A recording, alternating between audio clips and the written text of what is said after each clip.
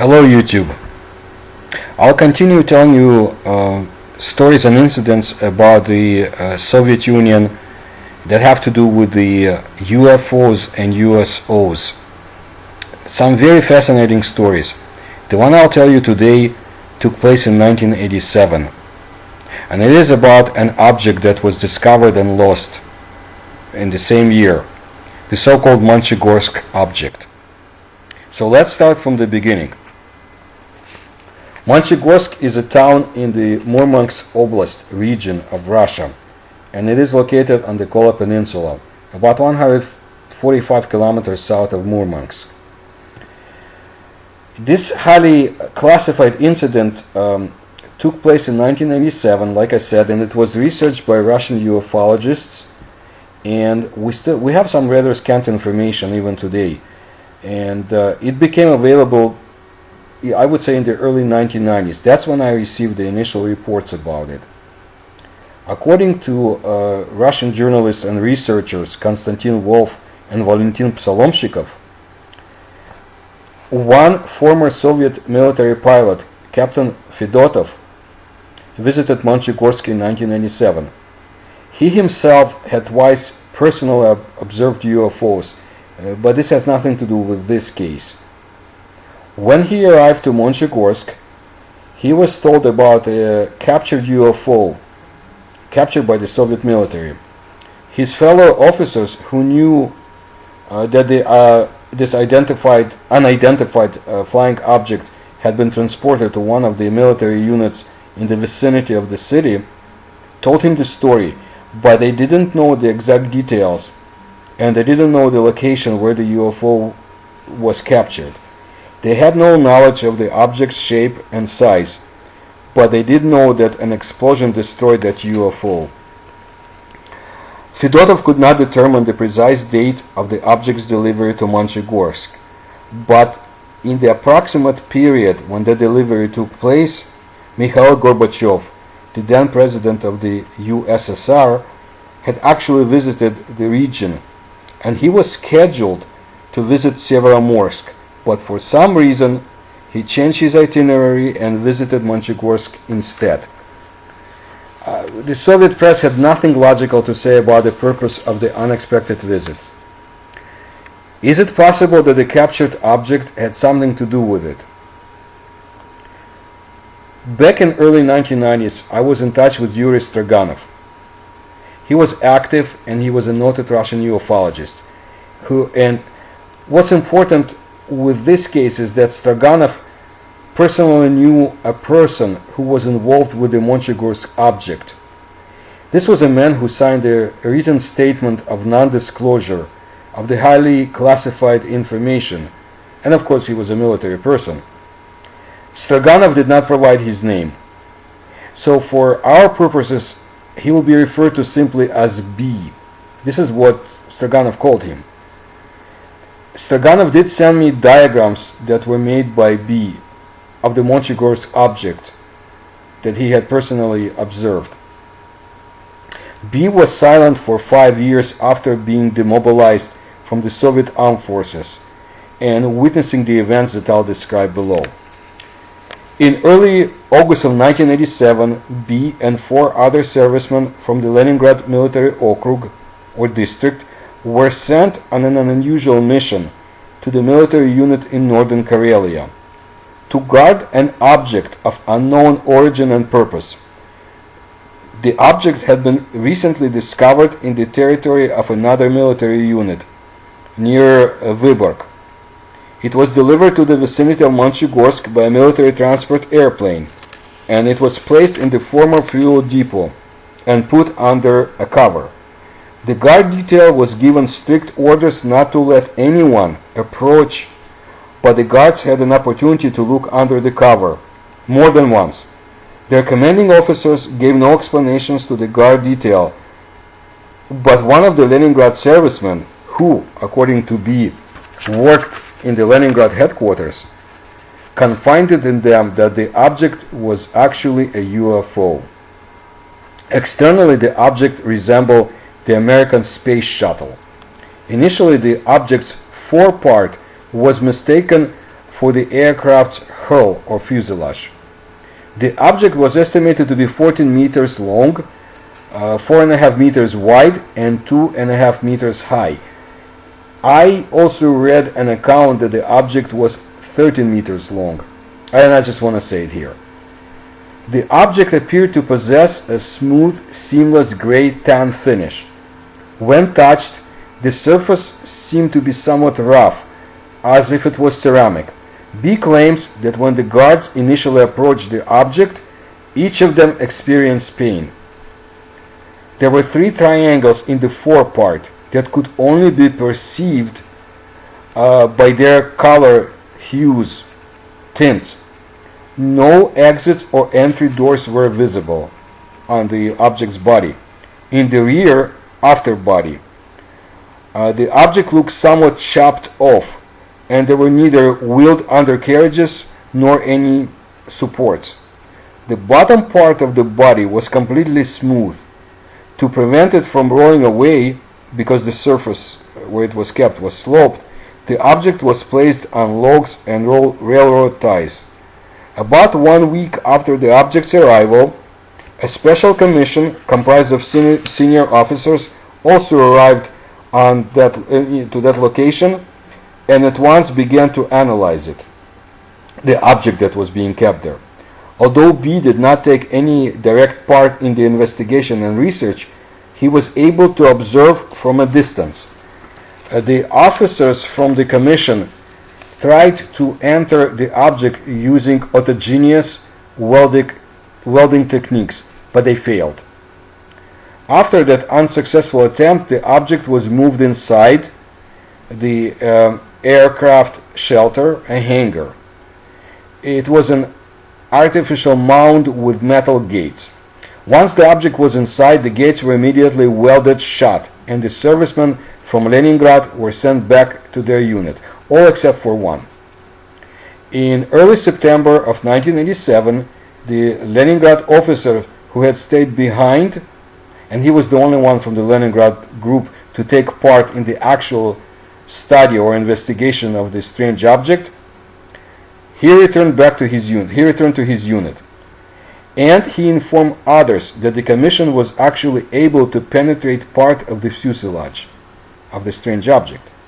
The triangles visible on the outside only because of their color tint were transparent from inside of the object.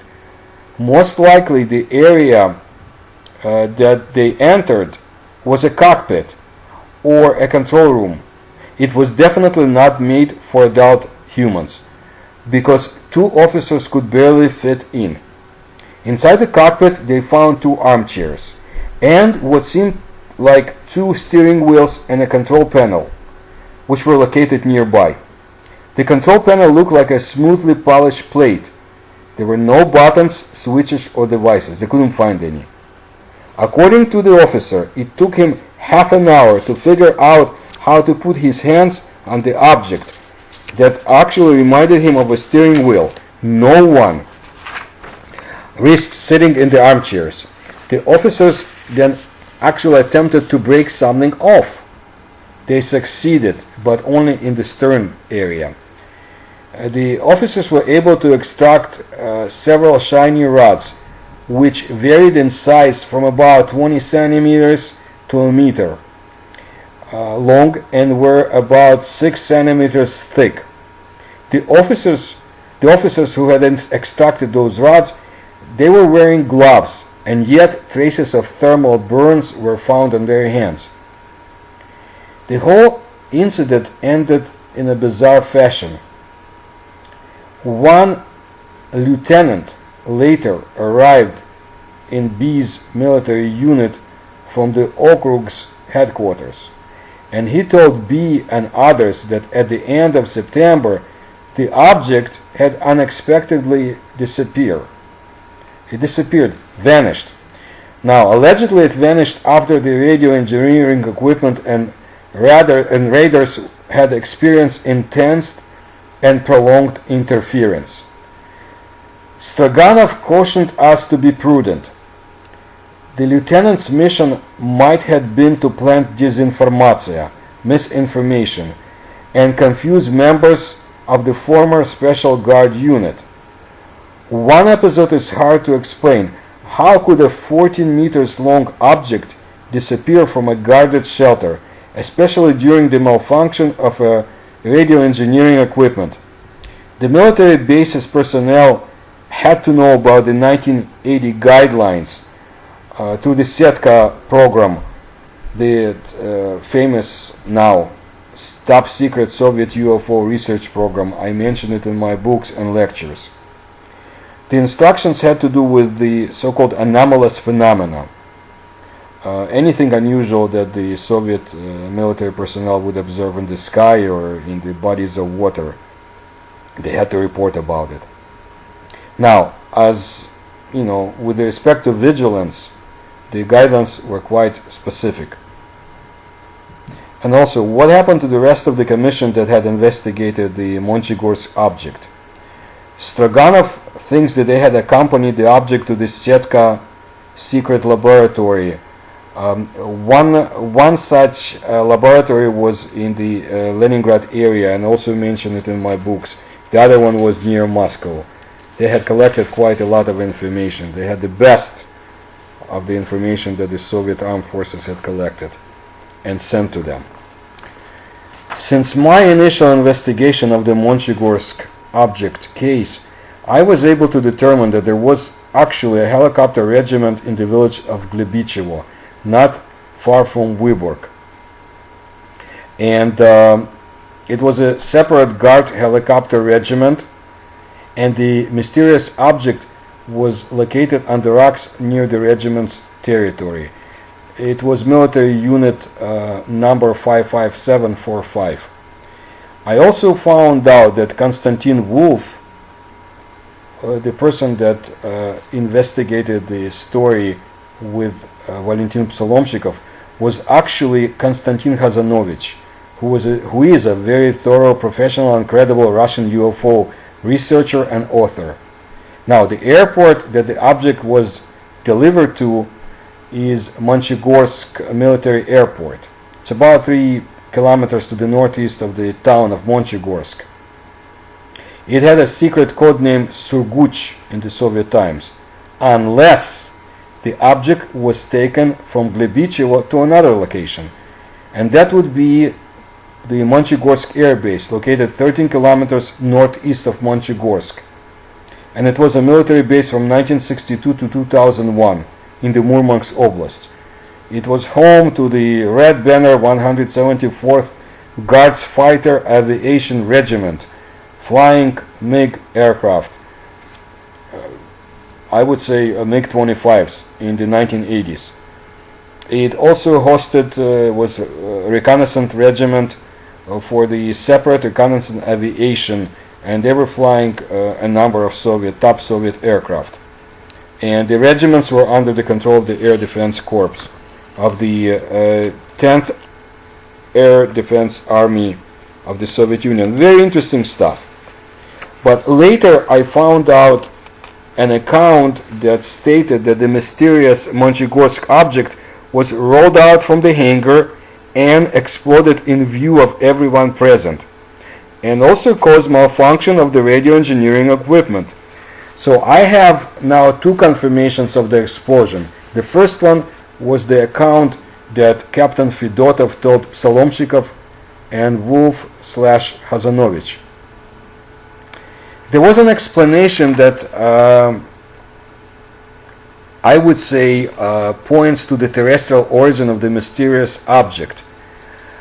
Apparently, not far from Vyborg, in the Yermilovo Bay, there is a so-called Maritime Scientific Center of the Airspace SP Korolev Energia Corporation. And it could have been one of their models that got lost, a prototype of a shuttle that they were working on back in 1987, when there was still secrecy in the Soviet Union and perestroika and glasnost were still away. But why would they create a craft definitely not made for adult human beings? Also, there were doubts expressed that such an important find as the Monchegorsk object would be kept in a former fuel dump, or storage for fuels and lubricants. And those in charge of the investigation would probably use lasers to penetrate the object. However, what if they didn't have lasers? We're dealing with the old Soviet Union, its bureaucratic ways and inefficiencies. And yet still we still have very little information to go on, and we cannot discount any credible explanation as to the origin of the Monchegorsk object until and if we learn more. So this story is far from being closed, and if I ever find anything else, I will tell you. And I will tell you more about other interesting stories from the old Soviet Union and Eastern Europe that have to do with UFOs and USOs. So please stay tuned, and please tell everyone you know about my channel and the cases that I will tell to YouTube and everyone listening. Thank you.